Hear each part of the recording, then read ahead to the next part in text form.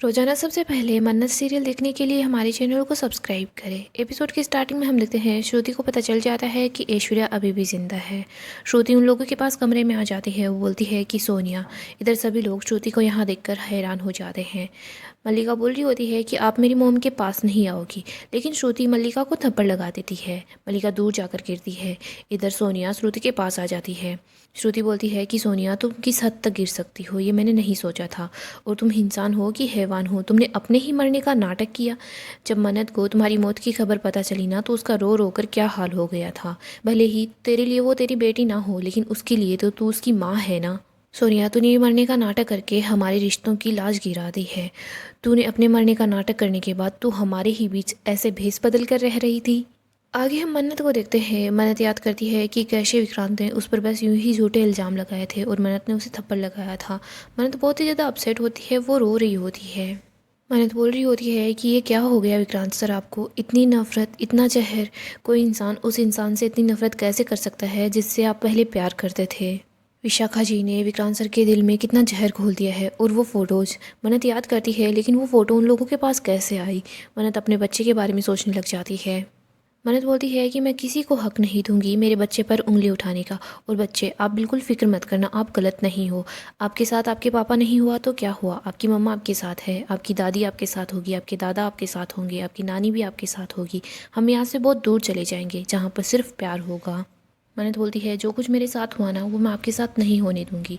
जब मैं इस दुनिया में आई ना, तो मेरी माँ ने मुझे मारने की कोशिश की, क्योंकि मैं उनकी बिन मांगी हुई मन्नत जो थी। मैं ऐश्वर्या राय सिंह नहीं हूँ, आप बाबा जी की भेजी हुई दुआ हो, आप मेरी दुआ हो। आगे हम श्रुति को देखते हैं। श्रुति ऐश्वर्या को बोलती है कि सच बात तो ये है कि तुम मेरी मन्नत के लिए बद्दुआ है, उसकी खुशियों के लिए बद्दुआ है, उसके प्यार के लिए बद्दुआ है। सोनिया, मन्नत को तेरी सारी की सारी सच्चाई के बारे में पता चल गया था, लेकिन फिर भी उसने कभी भी तेरा बुरा नहीं चाहा। लेकिन तू हमेशा से उसके साथ बुरा ही करती आ रही है। उसने आखिरकार तेरा बिगाड़ा क्या है। श्रुति बोलती है, सोनिया, लगता है कि गलती मेरी ही है। जब मैंने पहली बार ही तेरी आंखों के अंदर पैसों के लिए लालच देखा था ना, तभी मुझे तुझे खींच कर एक थप्पड़ लगा देना चाहिए था, तो शायद तू इतनी बुरी नहीं बनती। जो मैंने तब नहीं किया ना, वो मैं अब करूँगी। श्रुति सोनिया को एक जोरदार थप्पड़ लगाती है। सोनिया दूर जाकर गिरती है।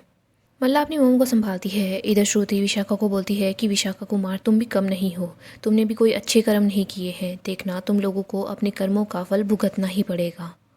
मैं बाहर जाकर सभी लोगों को सच बता दूंगी, सबको पता चल जाएगा तुम तीनों ने क्या किया है, और तुम तीनों को समझ आएगा कि एक माँ के एक एक आंसू का हिसाब कैसे बराबर किया जाता है।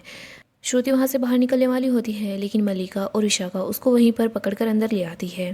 मल्लिका बोलती है कि आप कहीं पर भी नहीं जाएंगी। श्रुति बोल रही होती है कि मल्लिका, मेरे रास्ते से हट जा, लेकिन वो तीनों मिलकर श्रुति को कमरे में ही रोक लेती है। मल्लिका बोलती है कि आप यहाँ से कहीं नहीं जाएंगी। आगे हम मन्नत को देखते हैं।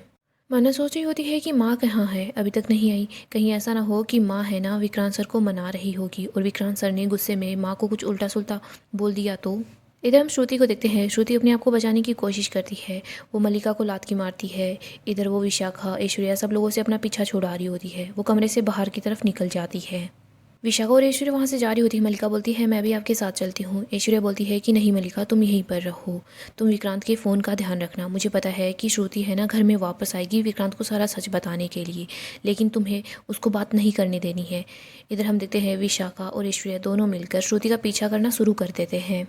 श्रुति घर से बाहर की तरफ आ जाती है। वो देखती है कि वहाँ पर बारात जा रही है, कुछ लोग डांस कर रहे हैं। श्रुति उन लोगों के बीच आ जाती है।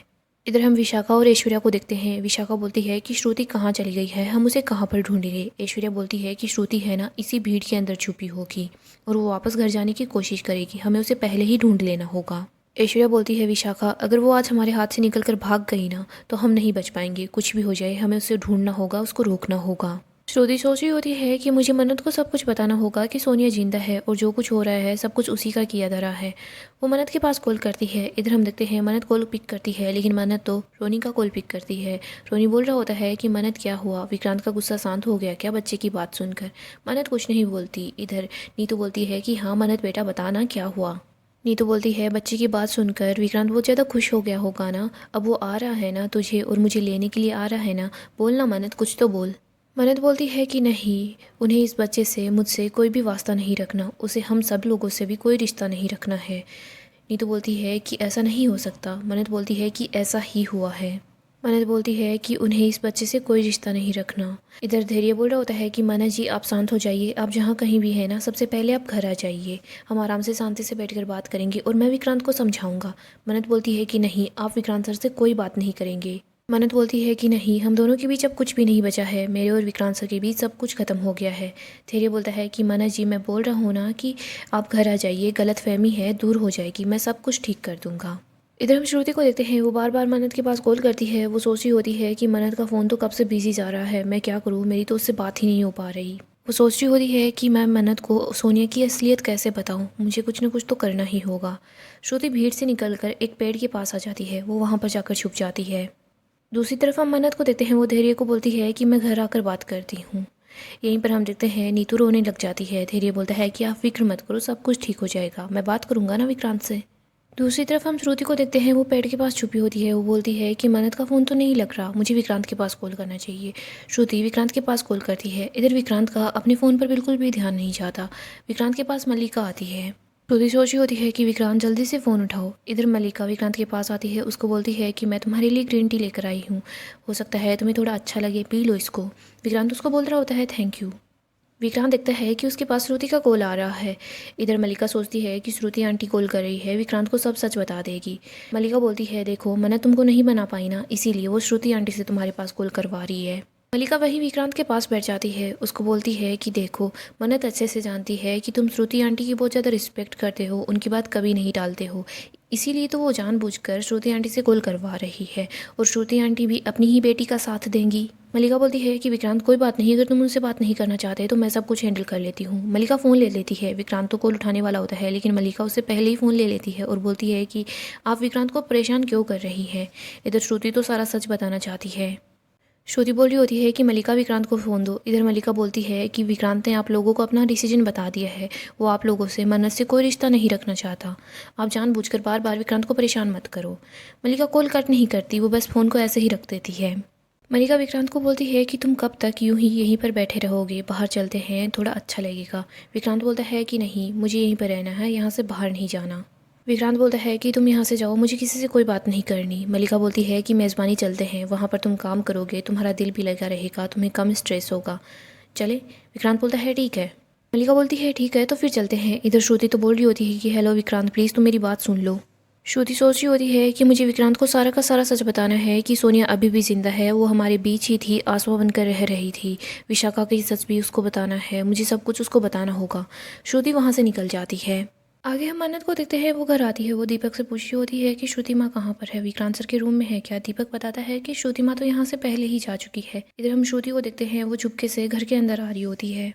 श्रुति सोच रही होती है कि मुझे विक्रांत को घर से निकलने से पहले ही सारा का सारा सच बताना होगा, क्योंकि सोनिया और विशाखा है ना, वो दोनों यहाँ पर कभी भी आ सकती है।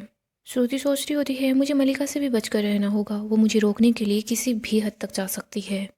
श्रुति चुपके से घर के अंदर आ जाती है। इधर मन्नत भी वहाँ पर होती है, लेकिन वो वहाँ नीचे से निकल जाती है, अपनी माँ को वहाँ नहीं देख पाती। इधर हम विशाखा और ऐश्वर्या को देखते हैं। विशाखा ऐश्वर्या को बोलती है कि श्रुति तो यहाँ कहीं नहीं दिख रही, पता नहीं वो कहाँ चली गई है। ऐश्वर्या बोलती है कि कहीं ऐसा ना हो कि श्रुति दी है ना वापस घर चली गई हो विक्रांत को सारा सच बताने के लिए, तभी तो वो यहाँ नहीं दिख रही, एक बार हम घर जाकर चेक कर लेते हैं।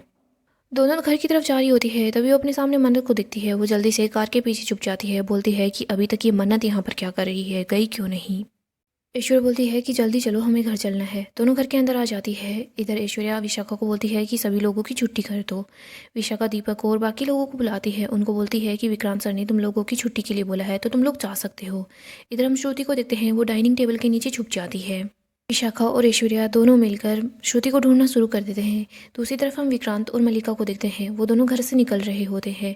श्रुति देख लेती है कि विक्रांत यहाँ से जा रहा है। श्रुति के हाथ से गलती से चेयर खिसक जाती है। ऐश्वर्या को पता चल जाता है कि श्रुति यहीं पर है।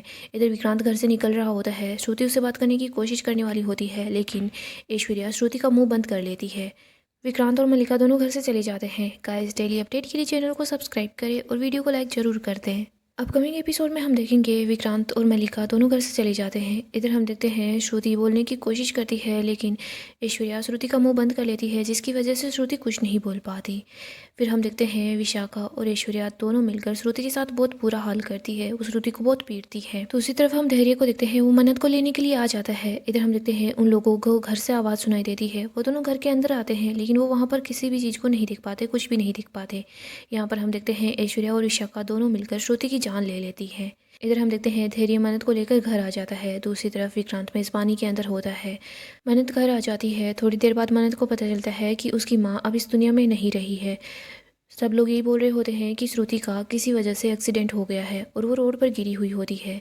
हम देखते हैं श्रुति की हालत बहुत ही ज़्यादा ख़राब होती है। इधर ऐश्वर्या अपनी बहन को मारने के बाद भी बहुत ज़्यादा खुश होती है।